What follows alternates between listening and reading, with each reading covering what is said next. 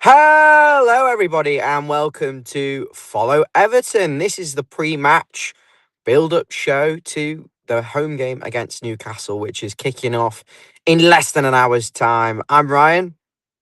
I am the channel admin and host, and unfortunately today you don't have Robbie and Wes bringing you your usual Scouse banter. It is me. Although I'm Scouse, there isn't much anyone to really banter with because I'm on my own here today. And I'm also not going to the game, unfortunately.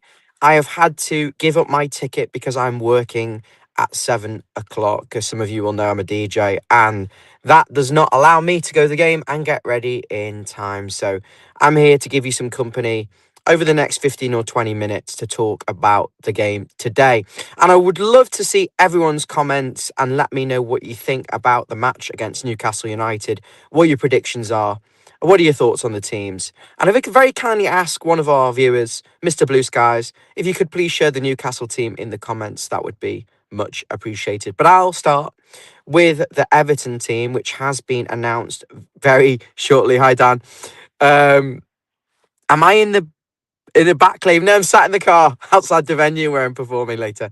So I saw the Everton team, and to be honest with you, they've not given us a lot of talking points. And I can see why. There isn't a lot of options there really for David Moyes to decide. And I will give you a couple of thoughts of things that he could have done. But first of all, let's go through the team. So you've got Jordan Pickford in goal. You've got Vitaly Mykolenko at left back. And then in the midfield, you've got... Sorry, in central, I got distracted there by the live comments. There in centre back, we have the usual partnership. It is James Tarkowski and Michael Slappy McSlapface Keane. And at right back, we have, of course, Jake O'Brien, now that Seamus Coleman has had yet another injury. Into the midfield then, at left back, we've got, at left midfield, sorry, we have Jack Grealish, the 30-year-old midfielder on loan from Manchester City. And in midfield, we have Tim Irog Bunam in there, the 20-something, one-year-old maybe midfielder who we signed from Aston Villa in the PSR dodgy deal. He's getting a game from the start alongside James Magnifico Garner, who surely needs to have his contract situation sorted. I think there are some leaks from the press, not the vegetable, but the ones that leak you information to the press to try and get things moving along. So James Garner in that midfield, in the defensive midfield role. And don't get me wrong, I like him at right back, but there is simply no one else to play in midfield in that defensive, really defensive role. So he has to stay in there. And then on the right, of course, it's Iliman Njai. And this might be his last match before he has to depart for the African Cup of Pointless Nations. And that is a little bit of a disappointment, in all honesty, because he is such a good player and someone that really changes games. And he's Everton's top scorer this season. So I don't know what the situation is there, because we don't have any options to come in. Dwight McNeil and Tyler Dibbling, of course, but neither of them have been able to have even the slightest bit of impact this season. So he's going to be a big loss, and hopefully he can sign off, if it is his last game, with a couple of fantastic goals or assists today to get Everton on their way. I probably should move my car just in case someone spots me on a stream when I should be. No, I'm good. I'm all right for now. So, and up front, retaining his place yet again is the striker we all are becoming to like in terms of his energy, work rate, and overall game. Obviously, what we don't like is the fact that in 14 matches, the guy has not had a goal. I don't even think he's had a shot on target. I'll be honest with you. I don't know whether anyone can confirm either way. But that is Tierno Barry, really praying he can get off, looking a little bit more comfortable in himself. And it would be really, really good if Tieno Barry can get himself on the score sheet today and try and get a goal behind him. So David Moyes was presented with a big problem. Slapgate happened at Manchester United, a game that I went to. Amazing away fans, amazing atmosphere, and it is a fantastic stadium, Old Trafford. To get the win there with 10 men was incredible.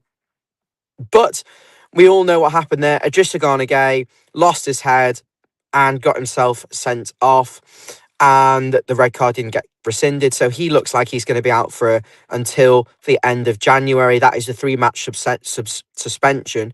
And with Senegal potentially going all the way in that competition, given the level of player that they've got, I think they could even do well in the World Cup, never mind AFCON.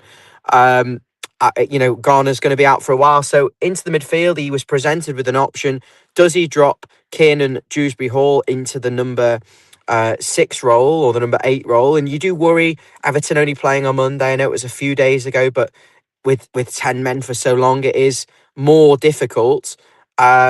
And so he had the option there to drop Dewsbury Hall in there. He may have also had the option perhaps to put Charlie Alcaraz in on that basis, and drop Dewsbury Hall in there, so Alcaraz would have come into the 10. He could have put Alcaraz in the deeper role. He has played central midfield before.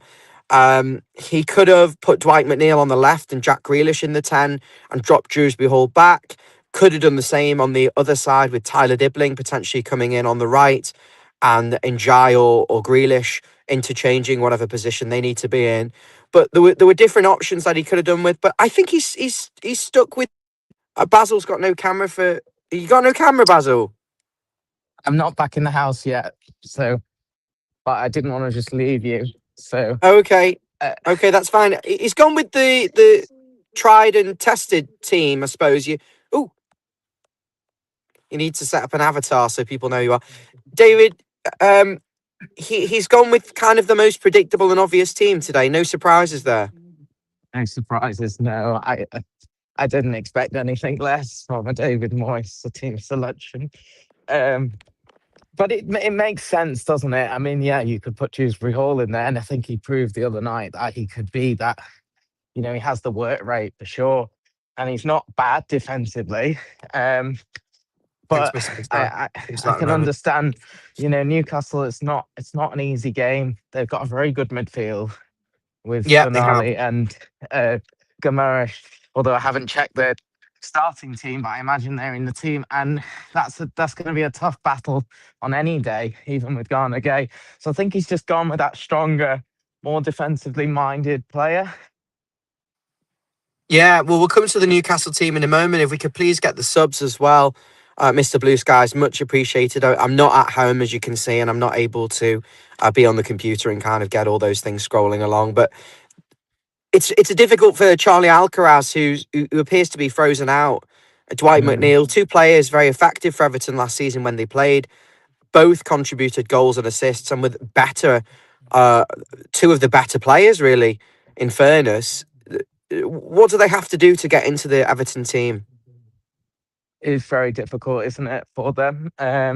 I, I, I suppose an injury to Grealish or Ndai would help them, but Ndai's off to AFCON soon, so there's going to be an opportunity there for someone like McNeil. But I think Moyes is not going to. He's not brave enough to play Alcaraz in that deep role. You'd play Dewsbury Hall in a deeper role, and you put Alcaraz just in front. I could kind of see that Four working. one two three four. What could it not be a 4-4 with one holder, 2 eights, and 2 behind the striker? It could be, but it doesn't seem to be. Well, I suppose we have played a few times like that with Garner Gay. Well, we've seen James Garner actually sitting there and Garner Gay been the sort of number 8 chaser. But yeah, so you could make an argument for it, but I don't see it. Um, I wouldn't mind, you know, seeing Alcaraz play. He scored against Newcastle last season in the Mm, away fixture with that run into the box. So it's not like he doesn't have previous, but I think he's he's a gone good with a player, safe Alcaraz. I option. really do. I really do think he's a good player, and I also Yeah, think Dwight McNeil on his day has got something to offer. But clearly, David Moyes has got his favourites. He's going to go with this tried and tested 11, and Everton can go in towards the top four with a win, I believe. I haven't seen other results today, but they're very close, and it's a team that can put a run together and get a little bit of consistency that will go on and finish in Europe this season. I will just bring up the Newcastle team. Thank you, Mr. Blue Skies. Darren. Oh, Aaron, not Darren Ramsdale. Aaron Ramsdale in goal. So Nick Pope not playing. Dan Burn, uh, the other centre back, Theo. So that must mean that they've got two decent centre backs, haven't they? But they're both out. I can't remember their names. That's poor from me. They're on the tip of my tongue. Livramento and Hall. So Livramento at right back, very good right back. Lewis Hall at left back. Should we just go stop there, David? It's a bit disappointing that uh, Kieran Trippier is not playing for Newcastle. Well, you think you don't rate him anymore? He's Well, gone well, off at the Goodison boil. he gave away 3 goals, didn't he? Well, I haven't watched. I haven't watched Newcastle enough this season. I'll be honest to comment, but I know they have a very poor record away from home. So it's obviously a more of a wider team issue than just one player here and there.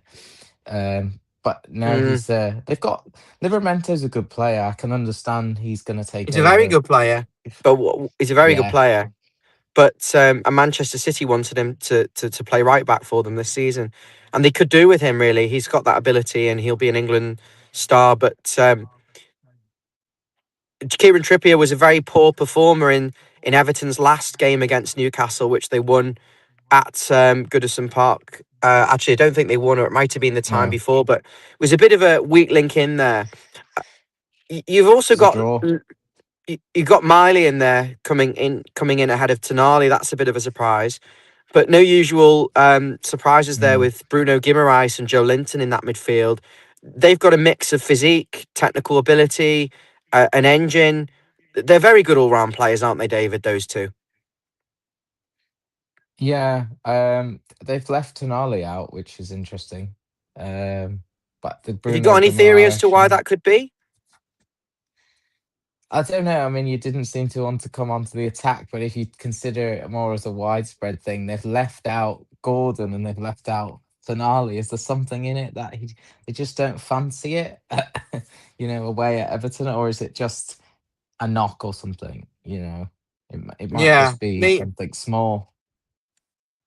I think it's got to be because Tonali is a top class player, Italian international, first choice player, arguably the tier just below world class. He's really that good. Same with Bruno Guimaraes.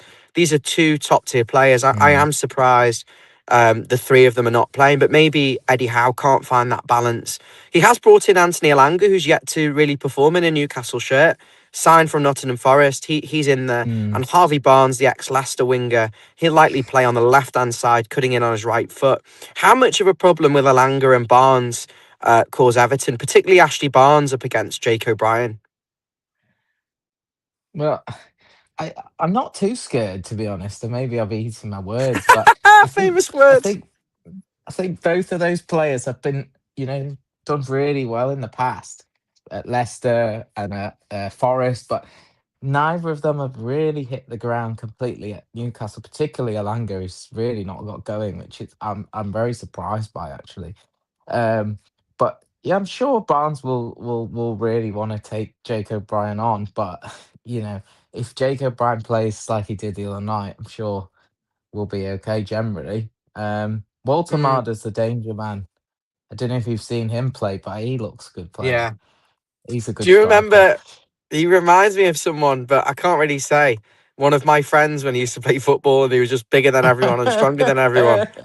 Do you have any idea who I'm Yeah, talking about? I do. I think, yeah, yeah, yeah. You can't get off the ball, and he's got curly hair, and he's Can't- strong. I'm not yeah, gonna just the stroke his ego in case he's touch and watching. touch and shoot, and it goes in. Shot power is very high. Just a touch of class about it, but Yeah, he's a very very nice player, and he's almost the type of player that Everton would have aspired to in the summer. Had Everton shown, in my opinion, a little bit more nuance and getting rid of Beto, not signing Barry, and getting Walter Marder in. And I think the only mm, reason I can see Why you wouldn't want that is maybe that Everton needed to spread their money quite thin, and that Walter had aspirations of a potentially higher club in the league. But it won't take much for Everton to get on a good run here and to get into Europe because of the lack of consistency across the board. We saw a comment before from Peter saying that Sunderland have surrendered a 2-0 lead, and that can happen in this league. Anyone can beat Everton, but anyone can beat anyone at Everton. Um, but I'm intrigued to know what you think Bournemouth, yeah, about Bournemouth. what are the scores across the border. I would say mute and look away now if you're not interested and you're saving it for later. But do you have the scores? Do we know what the league is shaping up like today? Well, as you said, but I think you meant Bournemouth. Bournemouth threw away the 2 goals Oh, to they're Bournemouth did. currently losing. They're currently losing 3-2, which I don't think really helps us when we go to play Bournemouth in a couple of days. But uh, yeah, because Oh, I mean they'll they've probably looked beat really us. good actually. Bournemouth. They'll beat It's us. kind of yeah, Low block it at Sunderland Low block it at Bournemouth on and take a point. on current standings. Sunderland are at fourth with 22 points if they can hold, for another 10 minutes maximum. Would you But would you take 4 points from the next two games? I Newcastle and would. Bournemouth, yeah, I would definitely. Would you take I wouldn't be 3 points? surprised. Probably would actually, but I don't know. You'd have to consider it as 3 games, with Forest as well, because you got 2 home games in that. I No mean, shit. Bournemouth away from Yeah, home. What's our record like away at home at Bournemouth? I think it's terrible. I'm not going to that one. Very, very I think poor it's away record at Bournemouth. It's about time things changed, and I hope David Moyes will change up Everton's style in that game on Tuesday. But Daniel Barton, very rightly so, I'm after 6 points. He thinks Everton have got the ability, and with the likes of Jack Grealish and Iliman and Jai, you would hope so. One thing I'm worried about. Sorry, I want to clarify. I don't think Jack Grealish is actually Iliman and Jai's leaving until after the Nottingham Forest match. I think Everton should do yeah. everything they can to push that, and they need to maximise these next 3 games, then, don't we? Because things are going to suffer when Iliman and Jai goes. He's got that because we're not creating a lot of chances. They all seem to be coming out of nothing a lot of the time. So, mind you, there's chance creation. Jack Grealish is the top in terms of chance creation, but there's just no one finishing. David, before we wrap things up here, Barry, is this a good opportunity for him to get a result? Or do you think Dan Burn will eat him for breakfast? I'd like to see Barry put in another shift like he did the other night. I think for all of these players, it's going to be tough to maintain the levels for these 3 games. For complete maximum levels for 3 games in a week, especially when you look at how thin the bench is. So I'm sure Barry and Better will have a bit of time each. But Barry's earned his right to be sort of number one at the moment from the last few games. He just needs to find the net. If he doesn't get to the net soon, he'll be out again. It's a So, rotating cast. He's got to score. He's got to get some shots on mm, target. The goal is massive and the goal never moves. I think it's getting ridiculous now that he hasn't scored, but I was impressed with his last 2 performances. So thank you very much for everyone watching. Gaspipe, Daniel, Mr. Blue Skies, Wormy, Roy, I can see you all in there. Thank you so, so much. There's plenty of others too. Peter, Emma, I saw Mike in there. Really appreciate it. And I'm sorry to all of you, including Rob as well. Sorry I missed you and David. I do apologise we didn't have Robbie and Wes today for your usual pre-match show. But I hope that me and Basil have been good company for the last 20 minutes and touched on a few good points and that Everton can get a nice win. We both normally be at the game today, but we've both got prior arrangements. So we're in the same boat, so to speak, and hopefully it's one that floats to 3 points today. come on, up the top it is. Bye bye.